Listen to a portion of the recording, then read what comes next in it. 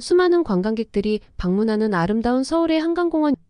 여느 때와 다를 것이 없어 보이는 한강에 스포츠 슈트를 입은 수십 명의 외국인 여성들이 발을 동동 구르며 무언가를 기다리고 있습니다.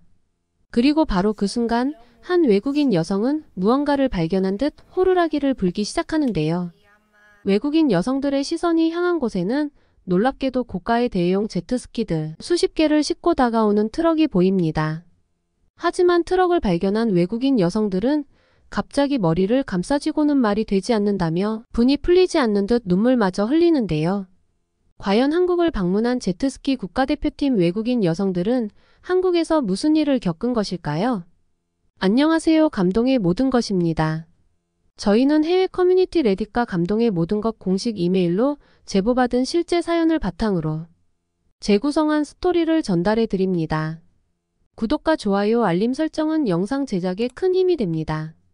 영상 수익은 독거노인 및 불우이웃에게 전액 기부되니 끝까지 시청 부탁드립니다. 그럼 본격적인 이야기 시작하겠습니다. 안녕하세요. 저는 스웨덴의 혼성 제트스키 대표팀의 부주장을 맡고 있는 미린다라고 합니다. 얼마 전 저는 미국에서 열리는 글로벌 제트스키 레이싱 대회에 참가하기 위해 신청서를 접수했었는데요. 하지만 저희 스웨덴 제트스키 대표팀에는 대회 직전까지 해결해야 할 큰 문제가 있었습니다. 일반적으로 제트스키 대회는 참가국에서 제트스키를 지원해 주지만 어째서인지 개최지인 미국에서는 선수 개인의 제트스키를 가져오라는 요청을 전했고, 안타깝게도 저희 스웨덴 대표팀은 경제적인 문제로 인해 낡은 연습용 제트스키를 제외하고는 여분의 제트스키가 전혀 없던 상태였죠. 그런데 대회 참가를 포기해야 하나. 망설이던 그때 저희 대표팀에는 한국의 서울이라는 도시로부터 한 통의 전화가 걸려왔습니다. 어떻게 알았는지 몰라도 한강에서의 제트스키 대여 사업을 정부와 함께 진행하고 있다던 한 한국인 남성은 저희 스웨덴 대표팀에게 제트스키를 무상으로 빌려줄 테니 직접 한국으로 와서 가져가라는 제안을 하더군요.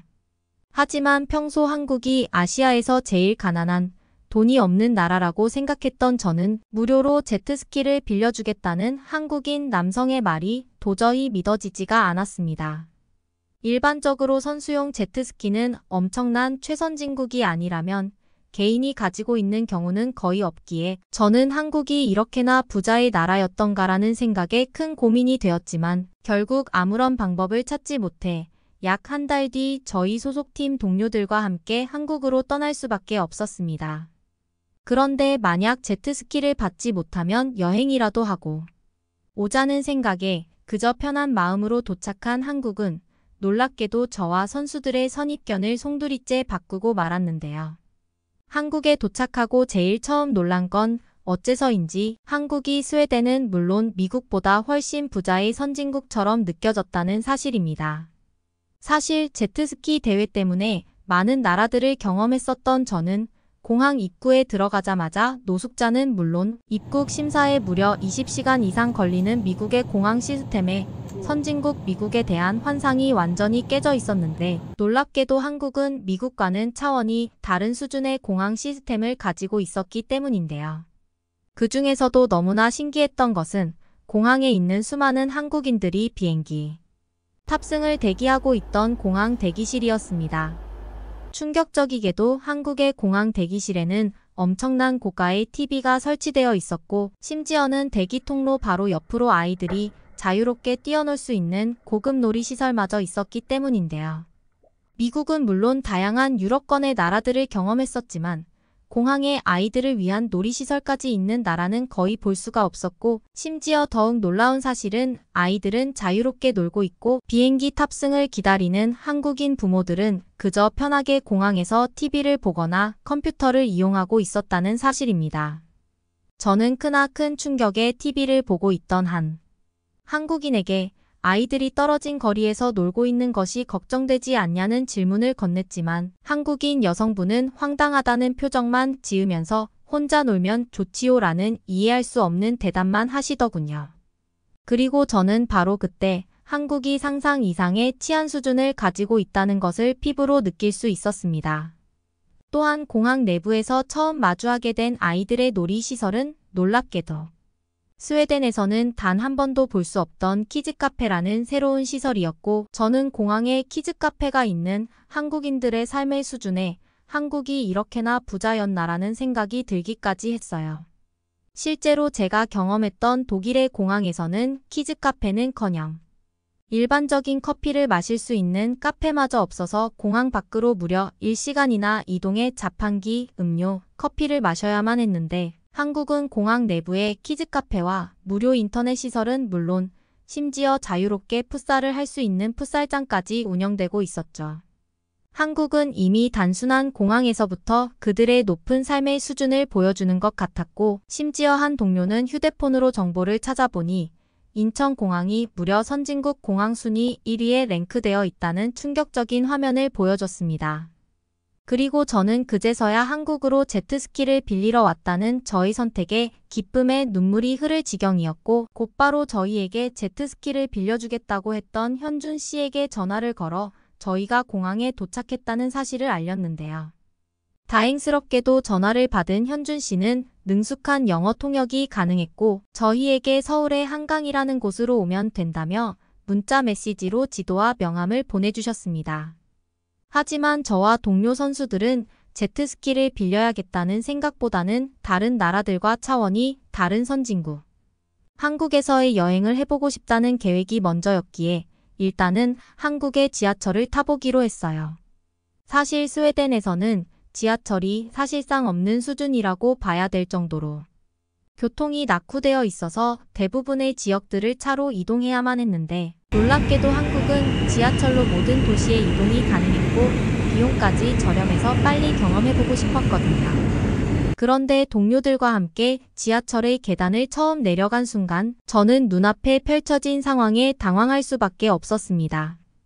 놀랍게도 한국의 지하철에는 무인으로 책을 빌릴 수 있는 마치 자판기처럼 생긴 엄청나게 큰 기계가 있었고, 실제로 기계 옆에는 다양한 한국인들이 커피를 마시며 테이블에서 책을 읽고 있었기 때문인데요. 상식적으로 생각해봐도 책이 가득 들어있는 이러한 기계는 스웨덴이나 미국이었으면 곧바로 노숙자들에 의해 하루 만에 사라졌을 것인데, 신기하게도 한국인들은 기계를 훔쳐가기는커녕 그 내부의 책조차 훔쳐가지 않고 있었습니다. 또한 너무나 신기했던 사실은 책을 빌리고 반납하는 것에도 직원의 도움이 전혀 필요 없는 디지털 센서 시스템으로 모든 것이 무인으로 가능했다는 사실인데요. 실제로 저희 대표팀이 처음 경험했던 지하철인 미국의 지하철은 단순한 음료수를 뽑아먹는 자판기마저 도난 시스템에 너무 취약해서 자판기 옆에 무려 3명 이상의 경찰이 있었는데, 한국은 도서관 자판기 옆에 경찰은커녕 그 어떠한 보안 요원도 배치되어 있지 않았습니다. 혹시 모를 상황을 대비해 어느 정도 한국말을 배워왔던 동료 선수 리그에는 한국에서는 이러한 시설을 스마트 도서관이라고 부르고 있는 것 같다면서 심지어 신용카드 결제로 책을 빌리는 것이 가능하다고 했고, 놀랍게도 책을 다시 반납하면 결제되었던 돈을 일부 돌려준다는 충격적인 설명을 해주더군요. 말 그대로 한국은 누구나 책을 읽을 수 있는 이러한 디지털 신문물을 지하철에 도입했던 것이었고, 저는 신용카드로 결제마저 가능한 지하철 스마트 도서관의 모습에 경악을 금치 못했습니다. 스웨덴에서는 최근 길거리에 있는 단순 잡지를 파는 서점들이나 편의점마저도 범죄 집단에 의해 하루가 멀다 하고 도난을 당하고 있는데, 한국은 이러한 치안의 위험과는 거리가 먼 듯 그저 평범한 한국인들이 책을 결제해 지하철에서 읽고 있을 뿐이었고, 심지어 책을 빌린 지하철역이 아닌 다른 지하철역으로 가서도 반납이 된다는 충격적인 무인 시스템은 한국의 디지털 인프라가 얼마나 발달되어 있는지 그 수준을 보여주었죠. 저는 곧바로 한국의 스마트 도서관을 동영상으로 찍어 저희 SNS 계정에 올려보았고, 실제로 스웨덴에 있는 수많은 지인들은 한국의 지하철 스마트 도서관을 보고는 어떻게 이런 시스템이 가능하냐면서 신용카드 결제부터 책을 훔쳐가는 사람이 없다는 것까지 하나하나 전부 놀라워하는 반응을 보였습니다. 한국인들에게는 그저 평범한 스마트 도서관에 불과했으나 이러한 시스템을 처음 겪은 저와 같은 스웨덴 국민들에게는 놀라움의 연속이나 다름없었죠. 때마침 저는 스마트 도서관을 이용해 책을 빌리려던 한국인 학생에게 혹시 책을 훔쳐가는 사람은 본 적이 없냐는 질문을 휴대폰 번역기로 건넸고 제 질문을 들은 한국인 학생은 그런 사람은 단 한 번도 본 적이 없다면서 항상 지하철을 타고 갈 때마다 여기서 책을 빌려 읽고 있다는 믿기 힘든 답변을 하더군요. 그저 가난한 나라라고만 생각했던 한국은 이미 스웨덴과 미국의 생활 편의 시설을 한참이나 뛰어넘은 것 같았고 저는 곧바로 동료들과 함께 영어로 번역되어 있는 책을 한 권 빌린 뒤 서울로 향하는 지하철에 탑승했습니다. 시원한 에어컨이 나오는 지하철 안에서 조용히 책을 읽고 있으니 마치 영화 속에 나오는 엄청난 선진국의 거주민이 된 것 같았고 특히 더욱 놀라웠던 것은 지하철 내부에서 소란스럽게 떠드는 한국인들이 거의 보이지 않았다는 사실입니다. 일반적으로 미국에서는 지하철은 물론 버스를 탈 때에도 항상 시끄럽게 노래를 부르거나 술을 마시는 행인이 있어서 뭔가 굉장히 불안한 기분을 느꼈는데 한국인들은 모두가 선진국 시민의식을 가진 듯 그 누구도 시끄럽게 떠들지 않고 있었죠. 하지만 한국의 놀라움은 여기서 끝나지 않았는데요. 지하철을 타고 약 40분 정도 이동해 한강공원 근처의 지하철에서 내린 저와 선수들은 지하철 입구로 나오자마자 펼쳐진 눈앞의 광경에 당황할 수밖에 없었습니다. 놀랍게도 그곳에는 한눈에 봐도 엄청나게 넓은 강이 아름답게 흐르고 있었고 심지어는 한강 근처로 다양한 녹지 공간과 운동시설까지 자리 잡고 있어서 수많은 한국인들이 이미 여유를 즐기고 있었기 때문인데요. 또한 더욱 신기했던 것은 바로 한강에서 자유롭게 제트스키를 타고 있던 한국인들이었습니다. 사실 저희 팀이 소속되어 있는 스웨덴에서는 제트스키 연습을 한번 하려면 엄청난 크기의 강만 있을 뿐 아무런 인프라 시설이 없는 스웨덴의 최외곽 지역으로 이동해야만 했는데 놀랍게도 한국은 이러한 제트스키를 탈 수 있는 강이 인프라의 도심 한복판에 있었기 때문인데요. 간단히 생각해봐도 도심 근처에서 일을 하다가 10분 정도만 걸어오면 곧바로 한강에서 제트스키를 탈 수 있는 상황이었고 저와 선수들은 이러한 편리한 한국의 녹지 공간, 인프라 시설에 한국이 이렇게 살기 좋은 나라였구나라는 뒤늦은 후회가 되기도 했습니다. 특히나 제트스키라는 스포츠 자체가 스웨덴에서는 꽤 상당한 경제적 비용이 들어가는 고급 스포츠로 알려져 있는데 어째서인지 한강에는 이미 수십 명 이상의 한국인들이 자유롭게 제트스키 대회를 즐기고 있었고 심지어 한강공원 한쪽에는 저렴한 비용으로 제트스키를 빌려주는 대여소까지 보였는데요. 스웨덴에서는 제트스키를 한번 빌리려고 하면 국가, 정부 예산마저 요청해야 될 정도인데 한국은 누구나 편하게 제트스키를 빌릴 수 있었고 심지어 대여해주는 제트스키의 품질도 스웨덴의 제트스키들보다 훨씬 상태가 좋아 보였습니다. 또한 스웨덴에서는 제트스키 연습을 할 때마다 전문적으로 강에 숨어 있다가 비싼 제트스키를 훔쳐가려는 범죄 조직마저 기승을 부리고 있는데 한강에서는 이러한 범죄 조직들을 전혀 볼 수 없었고 오히려 제트스키 대회를 바라보며 여유를 즐기는 한국인들의 평화로운 모습만 마주할 수 있었죠.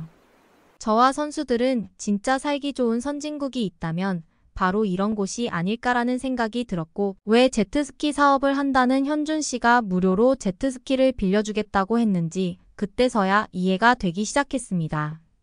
스웨덴 국민에게는 1년치 월급을 모아야만 제트스키를 빌릴 수 있는 가난한 수준이었지만 경제 선진국 한국인들에게는 마음만 먹으면 언제나 한강 제트스키를 빌릴 수 있는 경제적 수준을 갖추고 있었고 저는 이때부터 한국에서 살아가는 한국인들이 부러워지기 시작했어요. 실제로 한강에는 선수용 제트스키뿐만 아니라 스웨덴에서는 비싸서 꿈도 꿀 수 없었던 모터 제트스키까지 대여를 해주고 있었고 저와 선수들은 이러한 제트스키들을 자유롭게 빌릴 수 있는 한국인들의 삶에 큰 충격을 받고 말았죠. 그 후 저희 대표팀은 제트스키를 무료로 대여해주겠다던 현준 씨와도 만날 수 있었습니다. 현준 씨는 5년 전까지 자신도 제트스키 선수로 활동했다면서 저희 대표팀에게 무료로 대회용 제트스키를 빌려주겠다고 했고 그 대신 한강의 제트스키 대여 시스템에 대해 많은 외국인들에게 알릴 수 있도록 홍보 게시물을 올려달라는 제안을 하더군요. 이미 지하철에 스마트 도서관 게시물을 올렸던 저는 너무나 흔쾌히 제안을 받아들였고 그 후 현준 씨의 또 다른 제안으로 한강에서 실제 제트스키를 주행하는 체험을 해보기도 했습니다. 매번 아무런 경치가 없는 스웨덴의 제트스키 연습 환경과 달리 한국은 한강 한복판에서 제트스키를 타며 주위를 보니 너무나 멋진 서울의 모습이 한눈에 들어왔고 저는 그때부터 한국에서 살고 싶다는 생각이 들기 시작했어요. 약 2시간 정도의 짧은 제트스키 연습을 즐긴 후 저는 스웨덴에서와 똑같이 그저 수건으로 몸을 닦고 옷을 갈아입으려고 했는데 갑자기 현준 씨가 저를 보더니 당황한 표정을 짓더군요. 놀랍게도 현준 씨는 한강공원 근처에 간단한 샤워를 할 수 있는 샤워 시설이 있다는 믿을 수 없는 설명을 이어나갔고 실제 현준 씨의 안내를 따라 도착한 그곳에는 샤워를 할 수 있는 간이 샤워시설 건물이 자리 잡고 있었습니다. 스웨덴에서는 이러한 생활 편의시설이 없어서 항상 수건으로 몸을 닦고 추운 바람을 맞으며 다시 집으로 돌아와야만 했는데 한국에서는 굳이 그럴 필요조차 없는 편리한 인프라가 이미 조성되어 있던 것이죠. 심지어 한강 한복판에서 따뜻한 물까지 나오는 샤워시설은 저와 선수들에게는 꿈만 같은 공간이었고 한국에서 평생 제트스키 연습을 할 수만 있다면 무엇이든 희생할 수 있을 것 같았습니다. 또한 저녁이 되자 한강의 더욱 멋진 모습이 눈에 들어오기 시작했는데요. 늦은 시간이 되었음에도 이상하게도 한강에는 더욱 많은 한국인들이 늘어만 갔고 당황하는 저의 모습에 현준 씨는 한국은 치안이 굉장히 안전해서 이처럼 야경을 즐기기 위해 밤늦게 한강으로 나오는 한국인들이 매우 많다며 저에게도 야외 캠핑용 의자와 테이블을 건네주었습니다. 스웨덴에서는 저녁 시간이 되면 사실상 범죄 조직들이 길거리를 돌아다니면서 가게 상인들에게 수금을 걷는 것이 일상이기에 저녁에 돌아다니면 무조건적인 피해를 보게 되는데 한국에서는 이런 위험한 상황 자체가 발생하지도 않았고 돈을 뜯어가는 범죄 조직마저 전혀 볼 수 없었죠.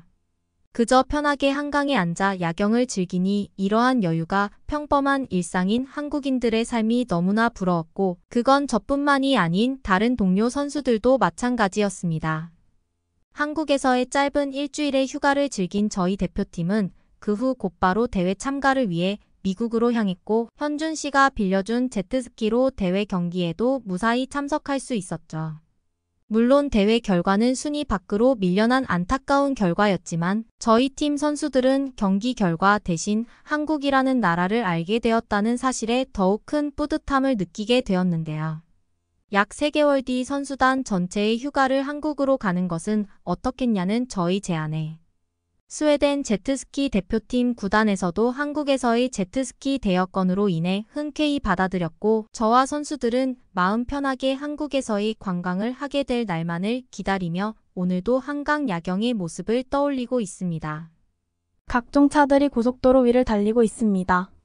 고속버스도 몇 대가 지나가고 있는데요. 그 고속버스 안에는 20명 정도 되는 푸른 눈의 외국인들이 타고 있었죠. 단체로 한국을 여행 중인 모양인데요. 한국 진짜 장난 아니네. 그러게 이 정도일 줄은 몰랐다. 아시아 국가라는 게 믿어지지 않아. 한국에 와서 놀라운 경험을 한 듯 오버액션까지 취하며 한국에 대해 이야기를 나누고 있는데요. 그들은 과연 무슨 일을 겪었던 것일까요? 안녕하세요. 저는 우즈베키스탄에 사는 루상코예요. 저는 이번에 항저우 아시안게임을 직접 보기 위해서 중국까지 갔습니다. 꽤 오래 기다렸거든요. 항저우 아시안게임에 웬 우즈베키스탄인이 아시안게임을 보러 중국까지 갔냐고요? 여기에는 그럴 만한 이유가 있습니다. 저는 펜싱의 진심이거든요. 저를 비롯해 펜싱을 무척 사랑하는 사람들이 함께 항저우까지 갔습니다. 단순히 펜싱 팬인 것은 아니고 저희도 펜싱을 해요. 펜싱을 취미로 하는 사람들의 모임인 거죠. 모두 아마추어 펜싱 선수들입니다. 제가 사는 우즈베키스탄에는 일반인들을 대상으로 하는 펜싱 학원이 있는데 인원이 상당해요. 이번에 아시안게임을 보기 위해 온 사람들은 저를 포함해 10명 내외였죠. 다들 본업은 따로 있고 펜싱은 취미에 지나지 않았지만 펜싱 학원에 다니는 기간이 길어지면 길어질수록 진심이 되어서 대회에도 나가고 나름 선수가 되었습니다. 국가대표급은 아니지만 갈수록 프로페셔널해졌죠. 펜싱을 시작하게 된 계기는 다름 아닌 한국의 남자 펜싱 선수였습니다. 저는 올림픽이나 축구, 야구 같은 행사를 텔레비전으로 보는 것을 좋아해서 곧잘 챙겨보는 스타일이거든요. 어느 해에 있었던 올림픽에서 한국 선수의 펜싱 경기를 보고 그에게 푹 빠져버리고 말았습니다. 그는 바로 구봉길 선수였어요. 잘생긴 데다 실력도 좋았죠. 사실 운동선수 중에 그런 사람 많긴 하지만 이상하게 그에게 확 꽂혔습니다. 이후부터 저는 펜싱 경기를 유난히 더 잘 챙겨보면서 펜싱에 푹 빠져버렸어요. 구봉길로 제 펜싱 사랑이 시작됐지만 제가 더 좋아하는 선수는 오상욱이 되었어요. 키가 무려 190이 넘고 얼굴도 어찌나 잘생겼는지. 저는 그들을 통해 펜싱을 좋아하게 되었고 동시에 한국이라는 나라에도 큰 관심을 가지게 되었습니다. 남들은 한국 드라마나 케이팝, 한식으로 한국을 접하는데 저는 좀 특이하게 스포츠로 한국에 빠지게 되었네요. 팬데믹 때문에 연기되었던 도쿄올림픽 때도 꼭 가서 보고 싶었는데 그때는 제 사정도 있었고 최대 1만 명까지만 관중을 수용한다는 당시 방침 때문에 애초에 가는 것부터 어려웠습니다. 텔레비전과 유튜브를 통해서만 경기를 봤고 직접 펜싱을 하러 학원에 나가면서 시간을 보냈더니 어느덧 2023년 하반기가 되어 있네요. 항저우 아시안게임은 꼭 직접 보기 위해서 제가 나서서 함께 중국에 갈 동료들을 모집했었죠. 그렇게 도착한 항저우에서 직접 보는 경기는 역시 즐거웠습니다. 펜싱뿐만 아니라 여러 종목의 경기를 관람했는데 이래서 스포츠 팬들이 비싼 돈 들여가며 해외까지 보러 다니는구나 하는 깨달음을 얻었죠. 처음 며칠은 경기만 봤는데 폐막까지 경기를 보기로 한 게 아니어서 저희는 한겨울을 벗어났습니다. 중국 여행 후 한국 여행까지가 저희의 계획이었거든요. 항저우에 있던 저희는 중국의 유명한 관광 도시인 상하이로 가기 위해 고속버스를 타기로 했습니다. 버스에 올라타기 전까지는 문제가 없었는데 출발하기 전부터 좀 거슬리는 게 있었어요. 낡은 버스가 아닌데도 지저분하고 너저분하기 짝이 없었다는 것입니다. 청소를 안 해놨더라고요. 중국이 더러운 나라라는 이야기를 들어오긴 했지만 이 정도라니 기가 찼습니다. 한편 중국은 원체 사람이 많은 나라라서 그런지 버스가 꽉 차더라고요. 중국인들은 목소리가 크다고 들었는데 정말이었습니다. 각자 목소리가 큰 사람들이 한데 모여 있으니 소음이 상당하더라고요. 2시간 넘게 걸리니까 다들 잠이나 잘 줄 알았는데 좀 놀랐습니다. 저를 더욱 놀라게 했던 것은 음식을 먹으면서 나오는 쓰레기를 그냥 바닥에 아무렇지도 않게 버리는 모습들이었습니다. 그래서 출발하고 1시간쯤 지났을 때는 버스 전체가 쓰레기통이나 마찬가지였습니다.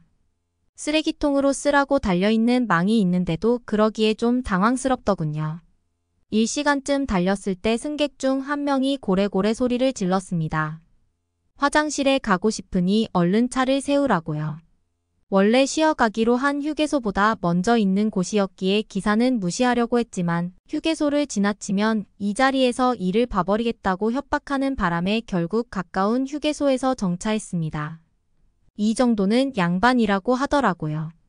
승객이 그런 요청을 해도 버스 기사들은 대부분 무시해버리고 그냥 계속 가버린다고 합니다. 그러다가 승객이 버스 안에서 실수라도 해버리면 그냥 냄새가 나는 채로 목적지까지 갈 수밖에 없다고 하네요. 내린 김에 화장실에나 가야겠다 싶어서 동성 동료와 함께 내렸는데요. 차라리 내리지 말걸 하고 후회하게 됐습니다.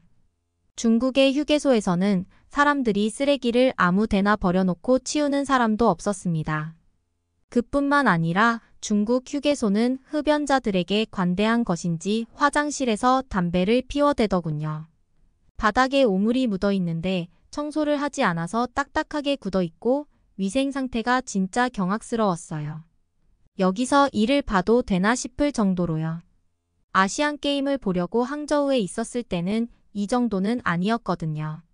해외 각지로부터 사람들이 많이 오니까 특별히 신경을 썼기 때문일까요? 휴게소에 들렀다가 다시 고속버스에 탔을 때는 그만 집에 가고 싶어졌습니다. 바닥에 아무렇게나 버린 음식물 쓰레기 때문인지 냄새가 났거든요. 고속버스 특성상 창문을 열 수도 없어서 남은 시간 동안 악취를 맡으며 가야만 했습니다. 그나마 상하이에 도착해서는 잘 놀아서 나름의 위안이 되었네요. 상하이에서 놀 만큼 논 저희는 곧장 한국으로 갔습니다. 비행기를 타고 2시간 정도 날아서 도착한 한국 공항은 쾌적함의 극치라고 말할 수 있을 정도로 쾌적했습니다. 인천공항 시설이 좋은 건 한국을 좋아하는 저는 미리 알고 있었지만 직접 보는 것은 처음이었거든요. 사진으로 영상으로 많이 봤는데도 직접 보는 것은 느낌이 다르더라고요.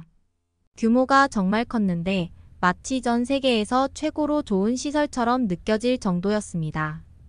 동료들도 모두 감탄하는데 제 어깨가 다 으쓱거렸다니까요. 제가 오자고 한 한국이었으니까요. 한국에서 저희의 여행지는 서울이 아닌 전북의 군산이었습니다. 그래서 고속버스를 타기로 했죠. 솔직히 좀 긴장했습니다. 한국과 중국은 다르다는 것을 알아도 바로 직전에 중국 고속버스에서 그 꼴을 봤더니 주말인데도 사람이 그리 많지는 않았어요. 버스가 꽉 찼던 중국과는 시작부터 다르더군요.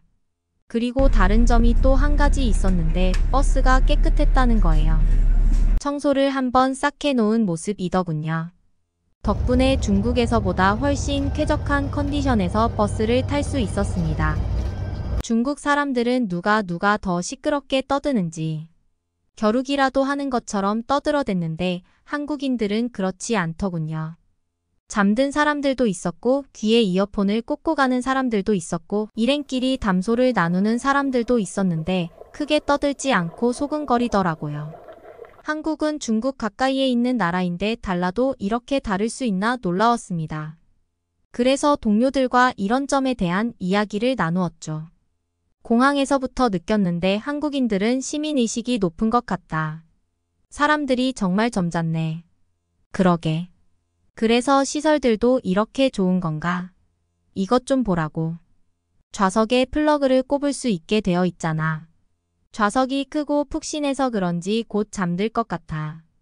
나 깨우지 마. 이따 봐 친구들. 그런데 벼랑간 날카로운 소리가 들려왔습니다. 엄마와 함께 타 있던 아기가 크게 울기 시작한 것이었습니다. 아기는 뭐가 그렇게 서러운지 점점 더 크게 울었고 아기 엄마가 당황해서 허둥지둥 달래고 있었죠. 아기 우는 소리에 잠들었던 많은 사람들이 잠에서 깼지만 누구 하나 간섭하는 이가 없었습니다. 한 명이 일어나 아기 엄마에게 가는 것을 보고 터질 게 터졌구나 싶었지만 그 사람은 아기에게 사탕을 주러 간 것이었습니다.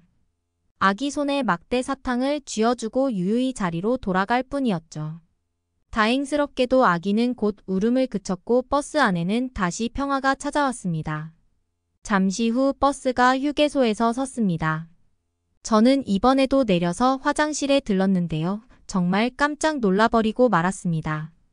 중국 휴게소 화장실과 달리 바닥에 쓰레기 하나 없고 아무 냄새도 나지 않았기 때문이죠. 사용한 휴지는 변기에 버리는 방식으로 휴지통이 없어 쾌적함을 더했죠. 세면대도 잘 관리되고 있었습니다. 워낙 쾌적하다 보니 입맛까지 돌아서 휴게소의 명물인 버터, 감자, 핫도그 등을 사서 가벼운 식사를 한 뒤 다시 버스에 올랐습니다. 그렇게 출발한 버스가 30분 만에 또 다른 휴게소에 정차했습니다. 배가 자주 아픈 승객이 부탁해서 한 번 더 선 것이었는데요. 휴게소에서 한 번 정차하면 15분가량 시간이 낭비되기 때문에 도착이 늦어지는데도 이에 항의한 사람은 아무도 없었습니다.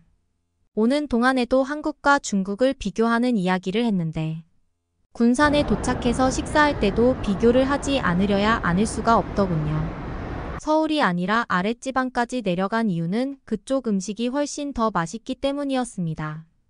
이것도 다 제가 조사한 거였죠. 전라도 음식을 맛본 동료들은 그냥 이 동네에서 살고 싶다고 말할 정도였습니다. 중국 음식도 맛있긴 했지만 지나치게 자극적이었던 데다 음식에서 손톱 같은 게 나온 곳도 있었거든요. 아시안게임을 보러 아시아에 왔다가 중국에는 실망하고 한국은 더욱 좋아하게 된 경험이었습니다. 다음에 또 한국에 올 수 있었으면 좋겠어요. 그래서 다음에는 국제 경기가 한국에서 열렸으면 좋겠습니다. 어떻게 보셨나요? 오늘의 이야기는 여기까지입니다. 응원이나 남기고 싶은 말이 있으시면 댓글로 남겨주세요. 사연자분께 전달해 드리겠습니다. 저희 감동의 모든 것은 실제 사연 제보를 받고 있습니다. 채택되신 분께는 선물도 드리고 있습니다. 저희의 사연이 여러분의 하루에 작은 힘이 될 수 있었으면 좋겠습니다. 지금까지 한국의 감동 이야기를 나누는 감동의 모든 것이었습니다. 구독과 좋아요를 눌러주시면 영상 제작에 큰 힘이 됩니다. 감동적인 사연을 주변 사람들에게 공유하고 함께 이야기 나눠보세요. 끝까지 시청해주셔서 감사합니다. 더욱더 좋은 영상으로 찾아뵙겠습니다.